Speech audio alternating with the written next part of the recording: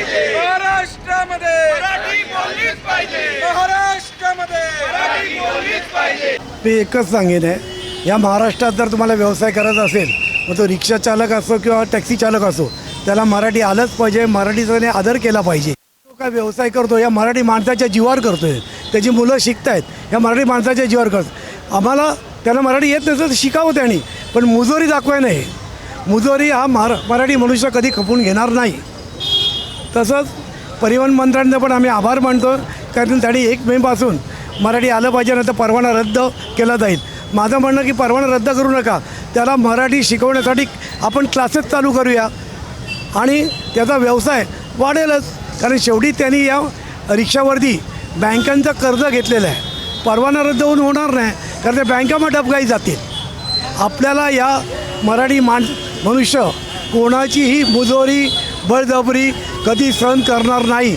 मग कुठच्या दुसऱ्या राज्यातून येऊन ते जर आम्हाला सांगत असेल आम्ही 4 तारखेला येऊन बंद करू, ते आम्ही सहन करणार नाही। मंत्र्यांचा मी आभार मानीन की महाराष्ट्राच्या दृष्टीने आणि मराठी माणसाच्या दृष्टीने अतिशय चांगला निर्णय त्यांनी घेतला आहे की ज्यांना मराठी येतं आहे त्यांच्यासाठी परवाने आहेत आणि इतर म्हणजे ज्यांना मराठी येत नाही आहेत त्यांच्यासाठी परवाने रद्द करणार आहेत। खरंच हा अतिशय चांगला निर्णय त्यांनी घेतला आहे, ज्यामुळे आपल्या मराठी माणसांना अतिशय चांगला वाव मिळणार आहे आणि जे परप्रांतीय इथे मराठी बोलून राहत आहेत त्यांचं नक्कीच स्वागत आहे।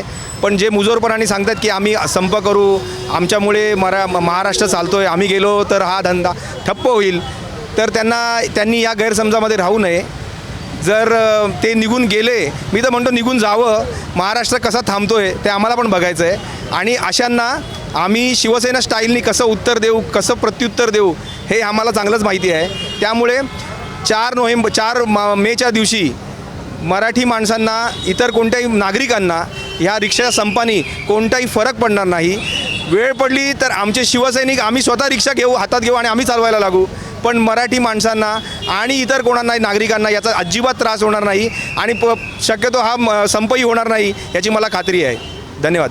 सर्वप्रथम दिवाकर रावते हे जेव्हा आपले शिवसेनेचे परिवहन मंत्री होते तेव्हा त्यांनी हा कायदा सुरू केला होता, पण त्याची अंमलबजावणी आत्ता केली, त्याबद्दल त्यांचे मी आभार मानतो।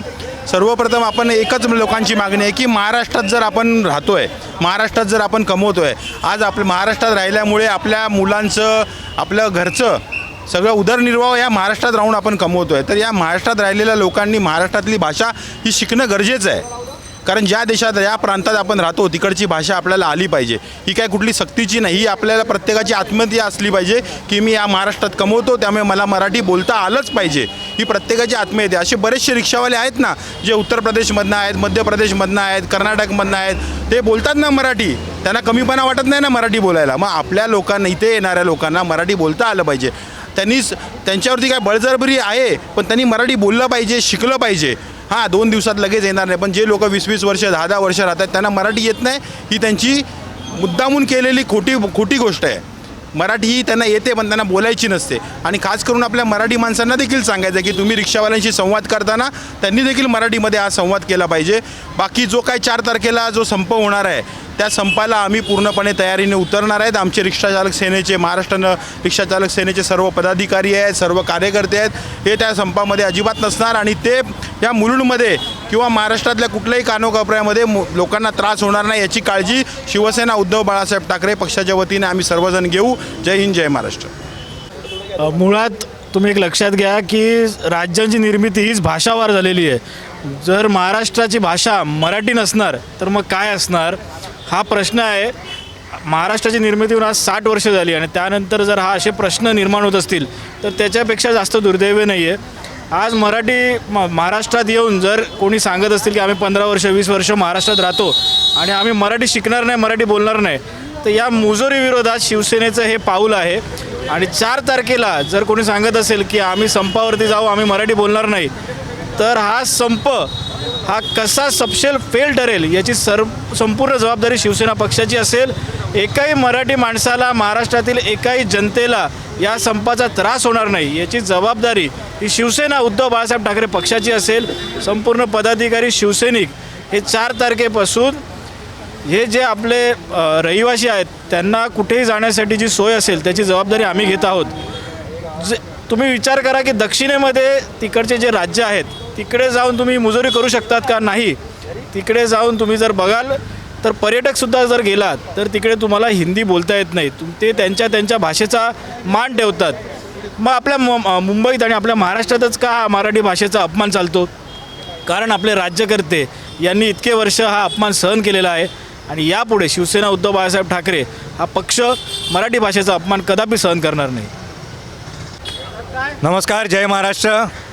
मुंबई आणि महाराष्ट्राच्या आईच्या कुशीमध्ये जो राहिला त्याला मराठी आलं पाहिजे. मुजोर आणि ज्याला मराठी बोलण्यासंदर्भात जे ऑकवर्ड वाटतंय, जेव्हा जे रिक्षाचालक मराठी बोलणार नाही आहेत त्या लोकांच्या, मुजोर रिक्षाचालकांच्या विरोधात हा संप असणार आहे. जे अमराठी रिक्षाचालक मराठी बोलत आहेत, आपला उदरनिर्वाह करतायत, ते सुद्धा या संपात सहभागी नाही होणार आहेत. आणि शिवसेना उद्धव बाळासाहेब ठाकरे पक्ष हा मुंबईकरांच्या सेवेमध्ये अविरत याआधी होता, आजही आहे आणि पुढेही राहील. नागरिकांना याचा कोणताही त्रास होणार नाही हे आम्ही शिवसेना उद्धव बाळासाहेब ठाकरे या पक्षाच्या माध्यमातून सांगतो. जय महाराष्ट्र. महाराष्ट्रामध्ये मराठी चाललीच पाहिजे. महाराष्ट्रामध्ये मराठी आलीच पाहिजे. महाराष्ट्रामध्ये मराठी बोललीच पाहिजे. महाराष्ट्रामध्ये मराठी बोललीच पाहिजे. CEN न्यूज, देश प्रदेश की ताज़ा तरीन खबरों के लिए CEN न्यूज को सब्सक्राइब करें और रहें पल पल की खबर से हर पल बाखबर.